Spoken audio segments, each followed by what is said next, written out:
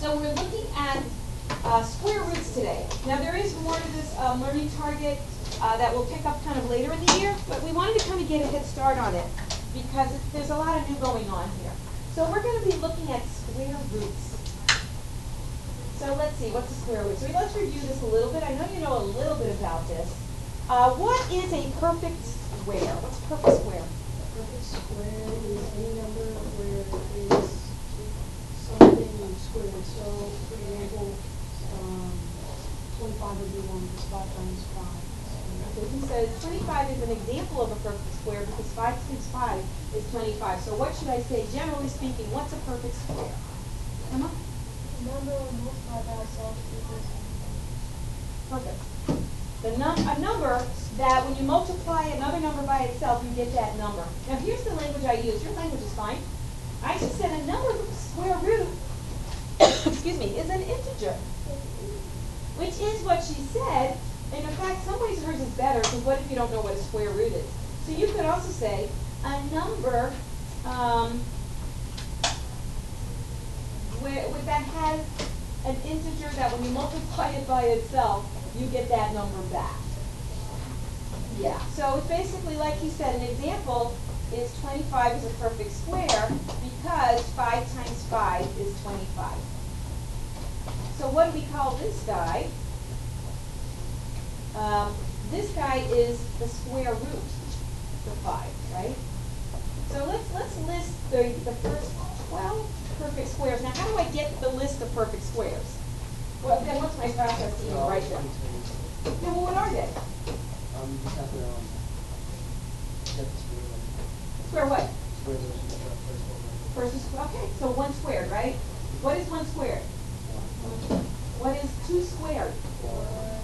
What is 3 squared? 4 squared? 5 squared?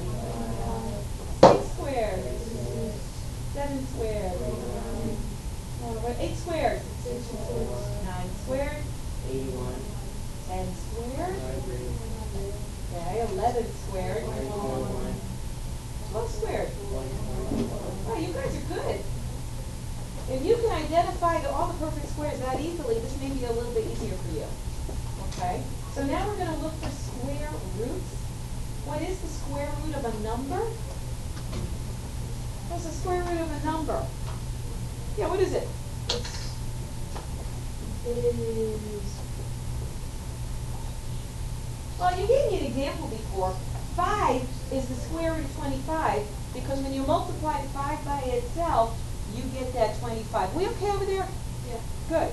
Paying attention? Yeah. Awesome. Here's the definition I'm using, and it's very math related. It's the inverse of squaring a number. So what do I mean by the inverse of squaring a number? Like the opposite. It's like subtraction is the inverse of adding, right? It's like it undoes it. It's the opposite way of dealing with it. It's the number that when taken as a factor twice gives us what we started with. So like the square root of 25 is 5 because when I take it as a factor twice, I get back to that 25 that I started with. Well, that's a square root. Yeah, radicals are basically square roots. Let's see if we can find the square root. What's the square root of 36? 6. What's the square root of 49? 7. What's the square root of 144? Now, we stop right here for a minute. How'd you just rattle this off? How do you know that? Yeah, how do you know that?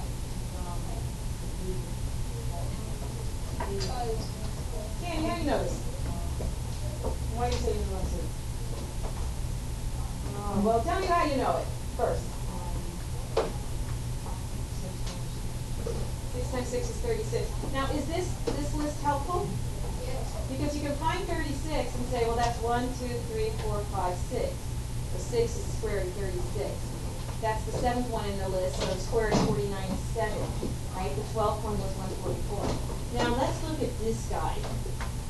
This is going to become very, very important to understand that. The square root of 3 times 3. Well, what's one way of approaching this? Yeah? Like doing 3 times 3. Yeah, so what's that? That's square root of 3 times 3. And what's that? 3. So the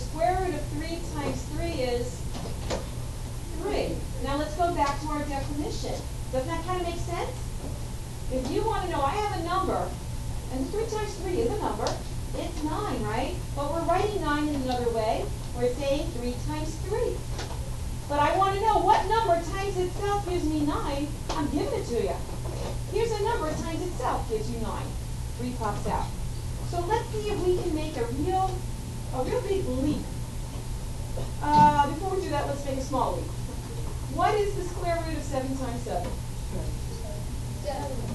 Because what number times itself gives me 7 times 7? Well, the answer's right in front of you. It's 7. So what about any number? And I'm going to use x to represent any number. The square root of x times x is x. Beautiful. Please ask now if this is you're still like, what? Because this becomes really important very soon to understand that. Yeah? Wouldn't it be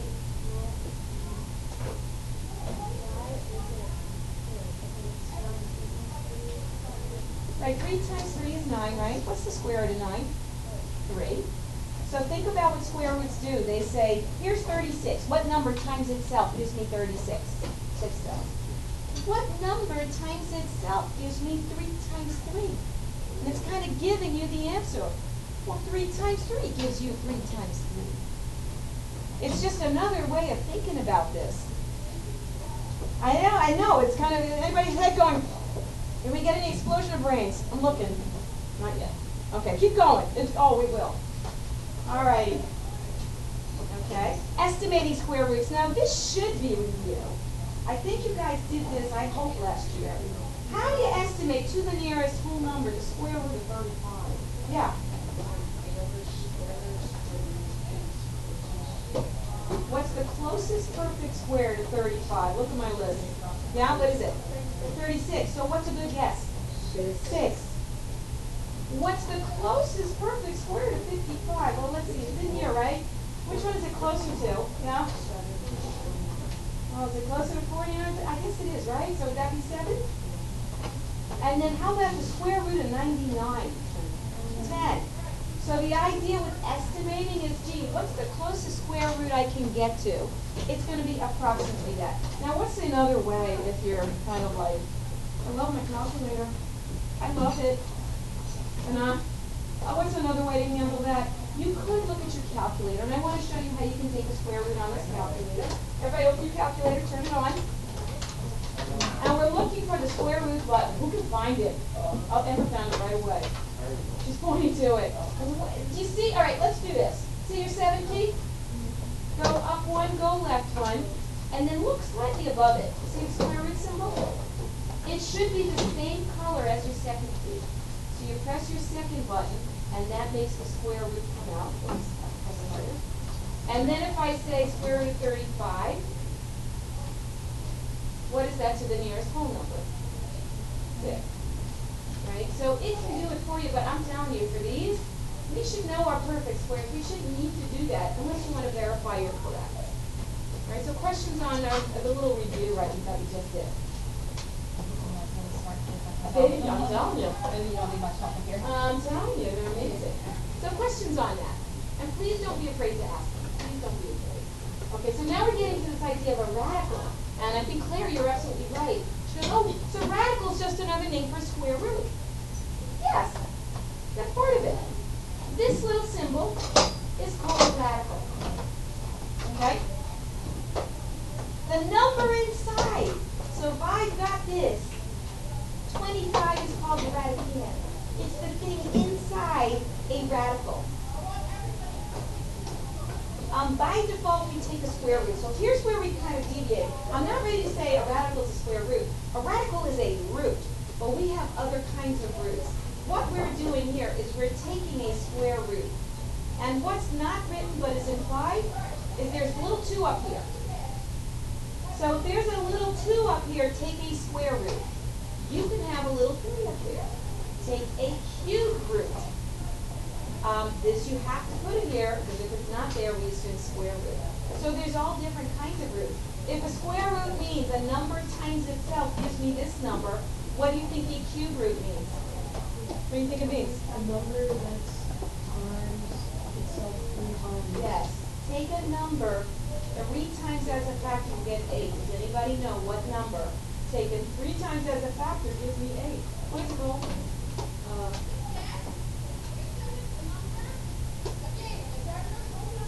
Not sure? Not sure? What do you think? 2. Because 2 times 2 times 2 is 2 times 2 is 4 times 2 is 8. So we can take more than a square root. We can take a cube root, 4th root, 5th root, and if you're really good at math, nth root of some number. So a radical is just for taking a root of some kind. Now for what we're doing right now, we're just going to be looking at square roots. Later on in the year, we're going to be looking at cube roots. Okay, questions on that, right? So let's see. Now you know how simplifying fractions, remember that? Who likes that? I love the simplifying fractions. Good. So you simplify a fraction 2/4. So we ever write 2/4. What should we automatically do when we see 2/4? What should we do? Turn it into a half. Well, these radicals are the same way. There is a simplest form for a radical. Okay? Well, first of all, if the radical is a perfect square, what's its simplest form? What is square root of 25? That's its simplest form. If it's a perfect square, take that square root. Notice that there's no square root over the 5. A very common mistake is we forget to take the square root off. What is the number that when you multiply by itself is 25? 5. Not square root of 5. Now these are not always perfect squares. What if you have the square root of 12? Is 12 a perfect square? There is no integer that when you multiply by itself you get 12. And here's where simplification comes in. So a radical is in simplest form if there are no perfect squares other than one in the radicand. Do you remember what a radicand is? I'm using the big words now, yeah? Yeah, like the 12. There are no fractions in the radicand. You can't have this and be in the simplest form. No fractional one. And you can't have a radical in a denominator. That would be something like this. I mean, you can, but it's not simplest form. You guys with me? So this is one of it's the new topic we're doing this year, and if you don't pay attention, it gets hard. If you do, I think you can do this. Okay? Can't have this and be simplest form. Can't have this and be the simplest form. And you'll see in a moment why this is not the simplest form. So let's focus on this one when I'm talking about the first one. Okay, so first of all, we have to understand a few things about radicals. To simplify them, we have to understand the product property of radicals. And it says the square root of a product is the product of the square roots. So if you have the square root of 4 times 3, it's the same as the square root of 4 times the square root of 3. That's the same thing, and it works both ways. If you have the square root of 2 times the square root of 6, that's the same as the square root of 2 times 6. You can go both ways with that. We're going to be using that property. What else are we going to use? There's a square root of 4 times 9 is the square root of 4 times the square root of 9. There's also a quotient property. Now, I'm not allowed to have a fraction in a radical, but I can split them apart. So if you have the square root of 1/2, that's the same as the square root of 1 over the square root of 2. And it works both ways. If you have the square root of 1 over the square root of 3, that's the same as the square root of 1/3. So an example here, the square root of 36 over 4 is the square root of 36 over the square root of 4. Emma? Yeah, that's a great question. So this says square root of 36, right? What's the square root of 36? What's the square root of 4? What's the square root of 9? 6. See? Works both ways. How about this one? What's 36 over 4? And what's the square root of 9? Okay, let's try it this way. What's the square root of 36? What's the square root of 4? See how it works? So you can represent it either way is fine. So sometimes seeing the example will help make that rule more real. You can do it either way, and it's going to help us simplify radicals. So let's look at prime factor. I'm going to teach you 2 different methods. I used to only teach one method, Because I think the other method's simpler, but maybe not. I'm hearing maybe not. To use method 1, you have to know how to put a number into prime factors. Remember that? 6th grade? Didn't you have to put number? No. Factor this number, put it in prime factors. No. What do you mean no? No? What? Okay. Factoring trees? There's factoring trees and there's cake. Right? There's 2 different ways. You learn cake methods? Yeah, we did learn. We learned factor trees. Well, I'll do a book. Say I want, what do I mean first of all by prime factors? What's a prime number? What's a prime number? Yeah? Any number that can't be times by 2 over number, so. We're kind of on the right track here, right track. Yeah, what's a prime number?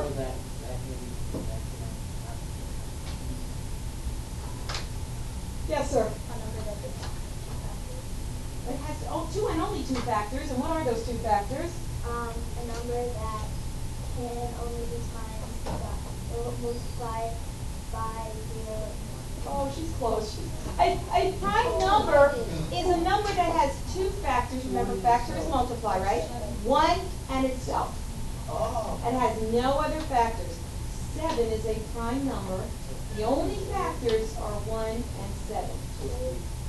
3 is a prime number. Is 4 a prime number? What do we call a number that isn't prime? Right? So what I want here is I want 36 written as a product of only prime numbers. Here's how you do it. I'm going to do a factor tree. So the first thing you do is you say, first of all, what are prime numbers? Yes? Hi, Let's continue here. So 36. What you do is say, first of all, what are the prime numbers? Is 1 a prime number? No, 1 is not a prime number. What's the first prime number? 2. 2. What's the next one? 3. We got 5. 7. Is 9? No. 11. Okay, so I'm going to just work with this list, but there's, an infinite number of prime numbers, I believe. I believe that's been proven. So what you do is I always start with the smallest one. Is 2 a factor of 36? Yes. How do I know 2 is divisible by 2? Right? You have an even number here, 2. What's 2 into 36?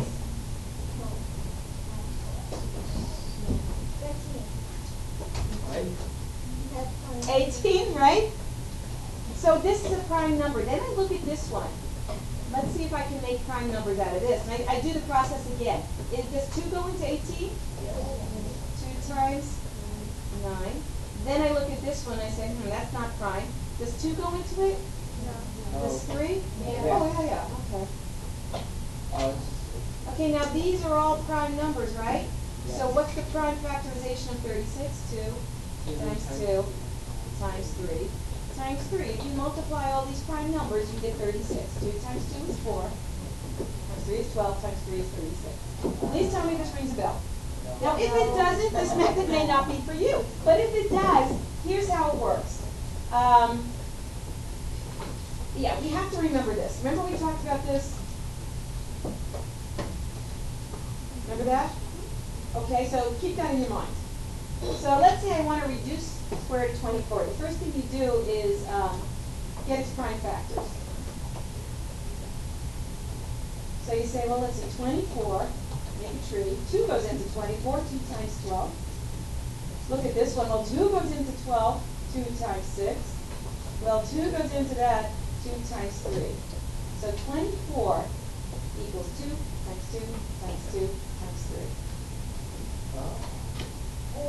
Doesn't it? Okay. Now, I want the square root of 24, which means I want the square root of all this stuff. Okay, we're going to do a couple of things here. I see duplicates. I'm going to split this into 2 different radicals because I can. We learned in the previous couple of slides that you can split apart these products, right? What is the square root of 2 times 2? 2. And nothing I can do here, so I'm going to leave that square root and just multiply. So square root of 24 in simplest form is 2 times the square root of 6. And that is a time, so they are being multiplied. Oh, God. And I was like, what? All right? Isn't it? Yeah, Already? Yeah, I want you, and I'm looking here, I am on page 1 on the bottom. I want you to use the prime factorization method to reduce the square root of 32. This. All right, a lot of you did great with the prime factorization. You said 32. Well, let's see, what's that? 2 times, and then that's 2 times 8, and that is 2 times 4. Oops, running out of space. 2 times 2. So the square root of 32 is the square root of, I've got 1, 2, 3, 4, 5 factors of 2, right? So let's put that on here. I got 5 factors of 2. 2 times 2 times 2 times 2 times 2. Now I remember anything times itself, that's a perfect square, it comes out. So this one's, he's going to go outside the radical. This one's going to go outside the radical. This one doesn't have a match. So I'm going to leave him inside the radical. What's 2 times 2? 4.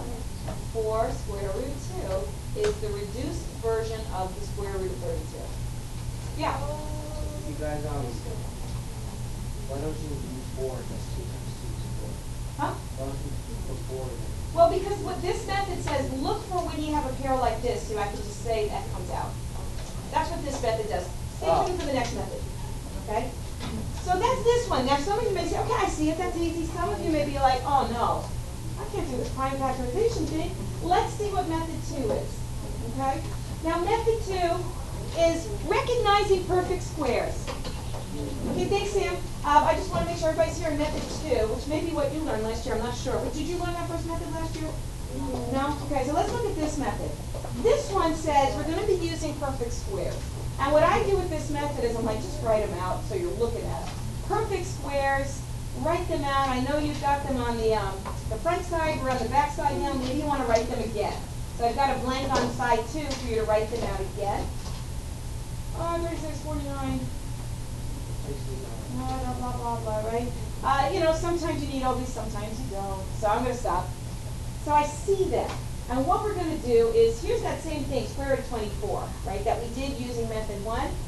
What I do is I say, what's the biggest perfect square, a number in this list that I can find in this number? Now, it has to be the biggest one. So it can't be bigger than 24. So I kind of find, where should I start? I start at 16. Is 16 a factor of 24? 16 times something gives me 24? No. No. Okay. How about 9? Is 9 a factor of 24? No. Is 4 a factor of 24? Yes. Yes. 24 is 4 times 6, right? So I'm going to rewrite the square root of 24 as 4 times 6. Now I have a little rule that says I can break these apart, right? So I do. Now always put your perfect square first. Because what is the square root of 4? And square root of 6, not perfect square, take that. I get the same place I got before. Right? If you look on the front page, yep, still 2 square root of 6. You missed that? I'll do another example. I'm going to do the square root of 20. Let me do a better one. Let me do the square root of, I don't know, 27. Let's do that. Square root of 27, right? It's not a perfect square, so I just can't make it a number. So I say, gee, are there any perfect square factors, any number on this list going to 27? Well, 25 were? No. 16? No. 9? No. Yeah. This is 9 times 3, right? What's the square root of 9? If I take that out, what's left inside this 3? So I do it that way. So you take, so you use the square root first, and then what's that? I put the perfect square number first, take its square root. Remember, once you take the square root, it's not a square root anymore, right? It's out. What do you think? Yes. Okay. You want another example before you try it? Yes. Oh gosh, I want to do another example. Let's try this one. Okay, it's not a perfect square, right? That's the first question. Perfect square, just take it. See the perfect square? No? Yes. All right. So 50, is it 49? No. 36? Close. 25? Yes. So this equals the square root of 25 times 2. What's the square root of 25? 5 comes right out. What's left inside? Right. You try now. You try. You already know the answer to this. We just did it, but use this method instead. Did this. Okay, so I'm going to pick on you. I'm picking on him. What'd you get? I got, Now first tell me what you did. You said the square root of 32 is what? 4 times 8. Yeah. And you said the square root of 4 is, 2. and this was left. Is this what everybody got? No? Well, where's his mistake? Oh. Right. So what he did was he said, oh, 32, let me look at the factors. And he saw 4. 4, excuse me, quiet. 4 is, he didn't do anything wrong. 4 is a perfect square. It is a factor of 32. So what went wrong here? He didn't pick the biggest perfect square factor. Turns out 16 is a perfect square factor. 16 times 2 is 32. Now this happens sometimes. It's like, did you ever reduce a fraction and you saw 2 as a factor? Yes. Oh, that's 2 as a factor. And you're like, oh wait, I can reduce it some more. Right? Did you ever do that? Yeah. So the same thing can happen here. So what you need to do when you finish is say, wait a second. Is there a perfect square factor hiding in 8? Yes. So let's see, this is 2 times what? What's the perfect square factor? 4. And then what is the square root of 4? 2. Now remember, this is all multiplied, so it comes out as another multiply. And now he's not in here anymore. Wait, which method is that? That is the same method. It's just if you don't pick the biggest perfect square, sometimes you have to continue reducing. The square root of 8 is the square root of 4 times 2. Take this square root, you get 2. But what did I have before? I had 2 times that number. I had 2 times the square root of 8, which is 4 square root of 2. Now, if you saw the biggest perfect square was 16, I'll get you, hang on 1 minute. That was really 16 times 2. What's the square root of 16? 4. What's left inside of 2? So you can still get there, just like when you reduce a fraction, you can still get there, but you always need to check. Did I get everything? Yes. But if it wasn't like a number Okay, that hold on a second. I cannot hear her question if you're talking. Please be respectful. Yeah. wasn't a number that a perfect square went into do the other one. Now listen, you can use either method. You can use either method. The pitfall of this method is sometimes you don't pick the biggest perfect square factor. But it's not a big deal, you just keep reducing it, just like you would a fraction. The other method, because you're finding all the prime numbers and looking for theirs, you shouldn't run into this problem. But what about if you had a number that nothing went into, like If there's no perfect square factors, then it's in the simplest form already.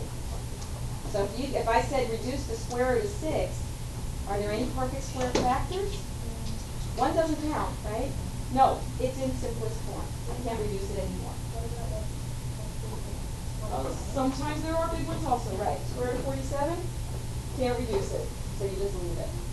But if you can, if there are perfect square factors hiding in there, you got to take it out. All right, well, and who likes method 1 better? Anybody? We got a few people who likes method 2 better. Method 2 is winning, but I tell you what, you might want to practice both and see which one you like best. And let's talk more about simplifying radicals. That was the hard part. The rest of this is not as hard, okay? So I cannot have fractions inside a radicand, inside a radical. It's just not simplified. So what do? you divide it up? Break it apart. Break it apart. Break it apart. Okay, square root of 13 over square root of 100. And then you reduce each one. Now, can I reduce the square root of 13? Are there any perfect square factors in here? There's no prime factorization because this number is prime. It's done. There's nothing to do. What's the square root of 100? That's a perfect square. This is simplest form of that, even though, I guess it doesn't simplify. All right, so try this guy. Simplify that guy.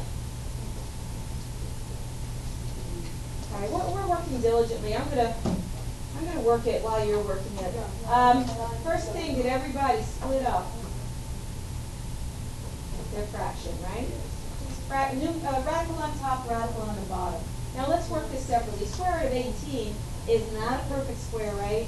I'm going to take a little side work here and say, which method should I use? Prime.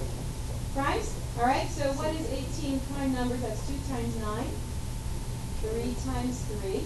So that equals 2 times 3 times 3. Well, this 3 is going to come out, right? 3 radical 2. That's safe inside. If you did it the other way, you saw that the square root of 18, the biggest perfect square factor is 9. And we said the square root of 9 is 3. Right? You're always going to get the same thing as you do it right. So this is 3 square root of 2 over 2, 3 radical 2. What's the square root of 4? 2. There it is. Now, be careful. If it turns out that you can reduce this fraction, the stuff outside, then you do reduce that. So in another example, if it came out to 3 radical 2 over 6, you would reduce that fraction. You don't have to here, because it didn't come out that way. You would have to reduce the fraction if you found it. If you can reduce the 3 to 2, reduce it. Obviously you can't. But you will sometimes get fractions that can reduce. But only if they're both outside the radical. You cannot reduce square root 2 over 2 because it's the square root 2 the same as 2? No, you can't reduce it if it's inside the radical. Makes sense or not make sense? Who's kind of like, I sort of tentatively maybe have it? Nobody. Awesome. Ask a question. Nobody understands, yet nobody has a question. Yep. Yep, done here. All right, let's try it again. Who's like, I tentatively sort of have it? Still nobody. Okay, she's like, maybe. Maybe. Ask a question. If this is like a big mystery, you're not going to be able to do the homework. You don't even know what you don't know. All right. Let's practice then. So this is right under there. Go ahead and do these, and then maybe you'll know what to ask. For those of you that kind of got it, look over your results. Now, I hope you know that the square root of 81 is 9, right? Square root of 48. Why did it fall on the Because, let's do this one. Factorization method, 2 times 24, 2 times 12, 2 times 6, 2 times 3, right? So the square root of 48 is 2 times 2 times 2 times 2 times 3. Now you're looking for pairs. I see a pair here. I see a pair here. What is the square root of 2 times 2? 2. It's outside, right? What's the square root of 2 times 2 again? 2. See that times? What's left inside? 3. 4 square root of 3. Now if you did it the other way, the biggest perfect square, that's a factor of 48, is 16. It's 16 times 3. What's the square root of 16? 4. What's left inside? 3. This one is 25 times 3. Isn't it? 25? Yep. What's the square root of 25? 5. Square root of 3. Okay? All right? Split these apart. It's square root of 20 over square root of 9. The square root of 20 is the square root of, well, the biggest perfect square is 4. Square root of 4. Use the other way, that's okay. 2 square root 5. That's the square root of 20. Square root of 9 is just plain ordinary 3.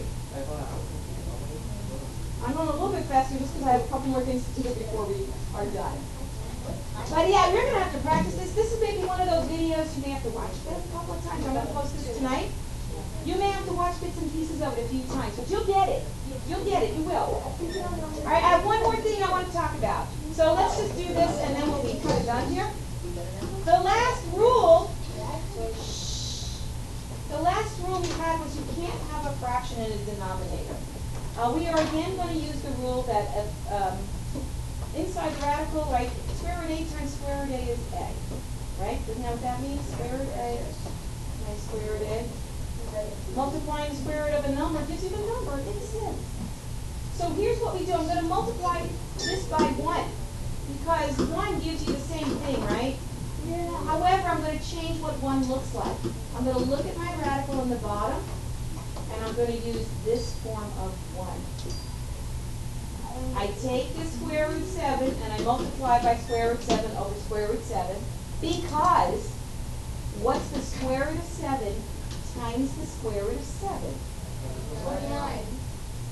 The square root of 49, which is, 7. and think about it, the square root of a number times the square root of a number Oh, so is he's the number. It is. Now, why do I have to multiply the top? You've worked with fractions. You multiply the bottom by something, you have to multiply the top. And you know what 5 times square root 7 is? 5 times square root 7. That's all you do with that. Simplify radicals, and again, I'm running out of time, so let me finish.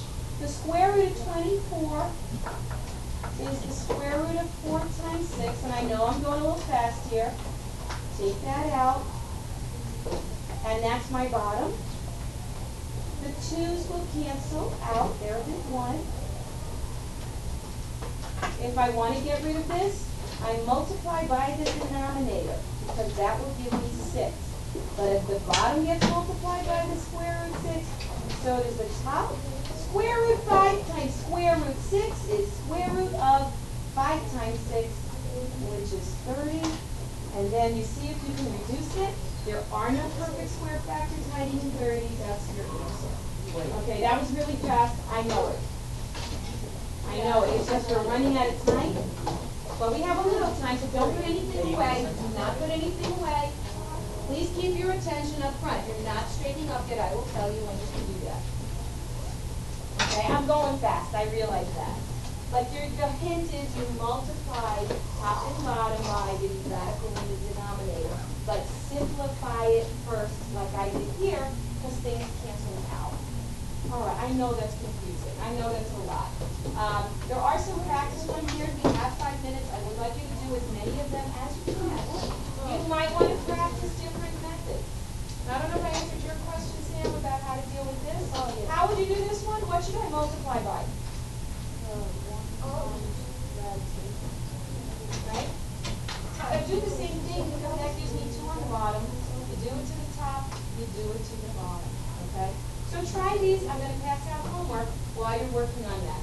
Okay? Try it.